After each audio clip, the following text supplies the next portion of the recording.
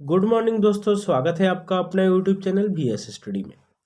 दोस्तों आज है 10 फरवरी 2022 और 10 फरवरी 2022 से करंट अफेयर्स के जितने भी इंपॉर्टेंट क्वेश्चन बनेंगे उन पे हम लोग चर्चा करेंगे। इससे पहले अगर आप हमारे चैनल पे नए हैं तो हमारे चैनल को सब्सक्राइब करना बिल्कुल ना भूलें, बेल आइकन जरूर दबा दें हमारे नए नए वीडियो से अपडेट रहने के लिए। तो दोस्तों 10 फरवरी 2022 के जो करंट अफेयर्स के क्वेश्चन हैं उनमें से आज का पहला क्वेश्चन है, निम्न में से किसने हाल ही में मानव तस्करी को रोकने के लिए ऑपरेशन आहट शुरू किया है? तो दोस्तों अभी हाल ही में रेलवे सुरक्षा बल ने मानव तस्करी को रोकने के लिए ऑपरेशन आहट शुरू किया है। तो इसका सही ऑप्शन होगा डी ऑप्शन, रेलवे सुरक्षा बल। दोस्तों अब ये जानते हैं कि ये ऑपरेशन आहट के तहत होता क्या है। तो दोस्तों रेल मंत्रालय के तहत रेलवे सुरक्षा बल ने हाल ही में मानव तस्करी को रोकने के लिए ऑपरेशन आहट शुरू किया है। इस ऑपरेशन के तहत आरपीएफ यानी जो है इस ऑपरेशन के तहत आरपीएफ लंबी दूरी की ट्रेनों में विशेष बल की तैनाती करेगी और यह ऑपरेशन मुख्य रूप से तस्करों से महिलाओं और बच्चों को बचाने पर केंद्रित होगा और ये जो है आरपीएफ वाले करेंगे। तो दोस्तों इससे रिलेटेड इतना ही। आइए देखते हैं अगला क्वेश्चन। भारत सरकार ने हाल ही में किस राज्य के 3 स्थानों के नाम बदलने को मंजूरी दे दी है? तो दोस्तों भारत सरकार ने यह निर्णय लिया है कि अभी 3 स्थानों के नाम को बदलने का। तो ये जो है अभी मध्य प्रदेश में ऐसा हुआ है। तो भारत सरकार ने अभी मध्य प्रदेश राज्य के 3 स्थानों के नाम बदलने को मंजूरी दी है। तो इसका सही ऑप्शन होगा बी ऑप्शन, मध्य प्रदेश। तो दोस्तों भारत सरकार ने हाल ही में मध्य प्रदेश के 3 स्थानों यानी होशंगाबाद नगर को नर्मदापुरम, यानी पहला जो है होशंगाबाद, इसको बदल के नर्मदापुरम का किया गया है। दूसरा जो है वो है शिवपुरी को कुंडेश्वर धाम और तीसरा जो है बाम्बई को माखन नगर। तो पहला जो है होशंगाबाद को नर्मदापुरम और दूसरा शिवपुरी को कुंडेश्वर धाम और तीसरा बाबई को माखन नगर। तो ये निर्णय जो है अभी केंद्र सरकार ने लिया है। तो दोस्तों आइए बढ़ते हैं अगले क्वेश्चन की तरफ। कौन सा देश जॉइंट मैगलन टेलीस्कोप यानी जीएमटी परियोजना का नेतृत्व कर रहा है? तो दोस्तों अभी अमेरिका जो है जॉइंट मैगलन टेलीस्कोप यानी जीएमटी परियोजना का नेतृत्व कर रहा है। तो इसका सही ऑप्शन होगा ए ऑप्शन, अमेरिका। दोस्तों US externally launch telescope program, जिसमें ज्वाइंट मैगलन टेलीस्कोप जीएमटी शामिल है। तो दोस्तों इसका नेतृत्व अमेरिका द्वारा किया जा रहा है। इसमें मेजबान देश के रूप में चिली के साथ ऑस्ट्रेलिया, ब्राजील और दक्षिण कोरिया भी शामिल है। तो इससे रिलेटेड इतना ही। आइए देखते हैं अगला क्वेश्चन। हाल ही में उत्तराखंड के ब्रांड एम्बेसडर के रूप में किसे नियुक्त किया गया है? तो दोस्तों अभी हाल ही में उत्तराखंड के ब्रांड एम्बेसडर के रूप में अक्षय कुमार को नियुक्त किया गया है। तो इसका सही ऑप्शन होगा बी ऑप्शन, अक्षय कुमार।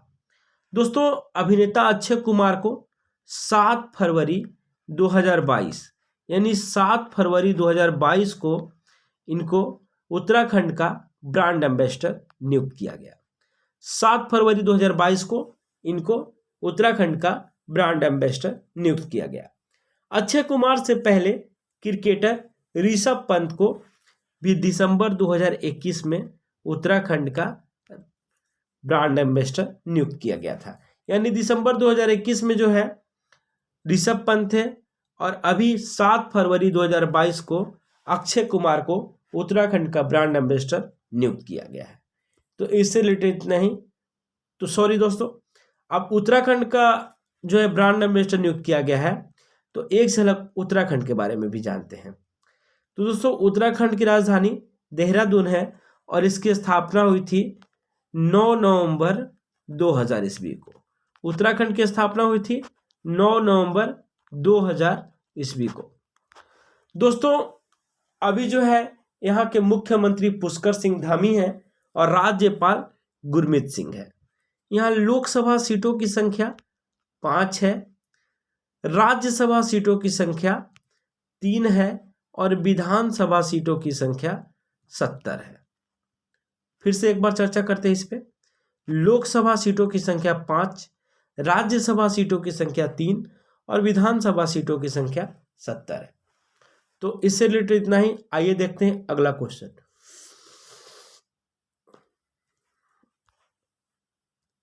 लता मंगेशकर जी के नाम पर संगीत अकादमी और संग्रहालय कहाँ बनाया जा रहा है? तो दोस्तों लता मंगेशकर जी के नाम पर संगीत अकादमी और संग्रहालय इंदौर में बनाया जा रहा है। तो इसका सही ऑप्शन होगा सी ऑप्शन, इंदौर। दोस्तों इंदौर जो है मध्य प्रदेश में स्थित है और वहां के मुख्यमंत्री शिवराज सिंह चौहान इंदौर में लता मंगेशकर जी के नाम पर संगीत अकादमी स्थापित करने की बात कही है और एक संग्रहालय भी बनाया जाएगा जिसमें लता जी ने जब भी जो भी गाया है वह उपलब्ध रहेगा। दोस्तों मुख्यमंत्री ने यह भी घोषणा की है कि इंदौर में ही उनकी प्रतिमा स्थापित की जाएगी और उनके जन्मदिन पर हर वर्ष लता मंगेशकर पुरस्कार दिया जाएगा। तो दोस्तों इससे रिलेटेड इतना ही। आइए देखते हैं अगला क्वेश्चन। विक्रम साराभाई अंतरिक्ष केंद्र यानी VSSC के नए निदेशक कौन बने हैं? तो दोस्तों विक्रम साराभाई अंतरिक्ष केंद्र यानी VSSC के नए निदेशक डॉक्टर उन्नी कृष्णन नायर बने हैं। यहाँ हमसे मिस्टेक से हो गया है, डॉक्टर उन्नी कृष्णन नायर। तो दोस्तों इसका सही ऑप्शन होगा बी ऑप्शन, डॉक्टर उन्नी कृष्णन नायर बने हैं। तो दोस्तों विक्रम साराभाई अंतरिक्ष केंद्र क्या है इसके बारे में हम जानते हैं डिटेल्स में। तो दोस्तों विक्रम साराभाई अंतरिक्ष केंद्र भारतीय अंतरिक्ष अनुसंधान संगठन यानी इसरो, भारतीय अंतरिक्ष अनुसंधान संगठन यानी इंडियन स्पेस रिसर्च ऑर्गेनाइजेशन का एक प्रमुख अंतरिक्ष अनुसंधान केंद्र है जो भारत के उपग्रह कार्यक्रम के लिए रॉकेट और अंतरिक्ष बनाने पर ध्यान केंद्रित करता है। इसकी स्थापना हुई थी 21 नवंबर 1963 को, यानी 21 नवंबर 1963 को इसकी स्थापना हुई थी विक्रम साराभाई अंतरिक्ष केंद्र की। दोस्तों इसका मुख्यालय है तिरुवनंतपुरम केरल में। तो इससे इतना ही बनता है। आइए देखते हैं अगला क्वेश्चन। महिलाओं के खिलाफ उत्पीड़न और अत्याचार को रोकने के लिए आत्मरक्षा प्रशिक्षण कार्यक्रम ओबाव कला को किस राज्य ने शुरू किया है? तो दोस्तों महिलाओं के खिलाफ उत्पीड़न और अत्याचार को रोकने के लिए आत्मरक्षा प्रशिक्षण कार्यक्रम ओबाव कला को कर्नाटक ने शुरू किया है। तो इसका सही ऑप्शन होगा ए ऑप्शन, कर्नाटक। तो दोस्तों अब ये ओबाव कला का उद्देश्य क्या है इस पे हम लोग चर्चा करते हैं। तो इससे क्या प्रभाव पड़ेगा और इसका क्या उद्देश्य होगा?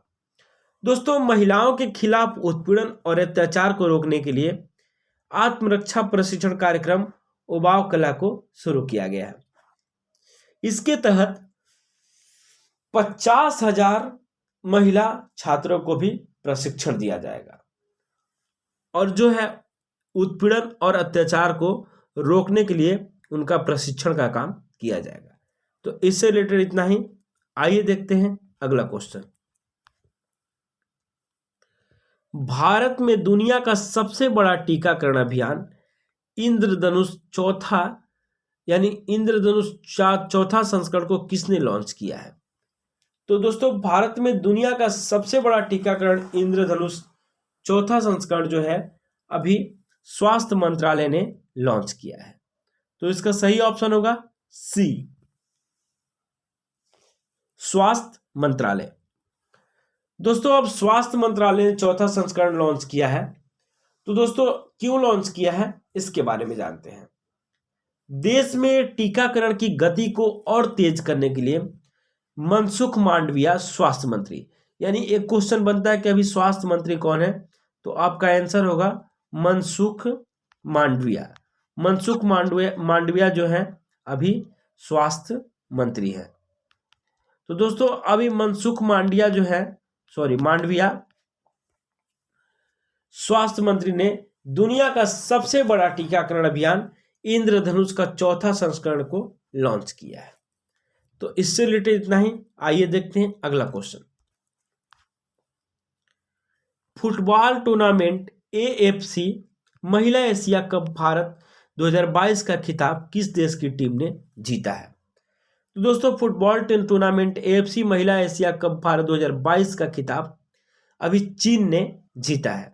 तो इसका सही ऑप्शन होगा ए ऑप्शन, चीन। दोस्तों चीन ने दक्षिण कोरिया टीम को फाइनल में 3-2 से हराकर फुटबॉल टूर्नामेंट यानी AFC महिला एशिया कप भारत 2022 का खिताब जीत लिया है। तो अब AFC का खिताब जीता है तो हम लोग जानते हैं कि AFC होता क्या है।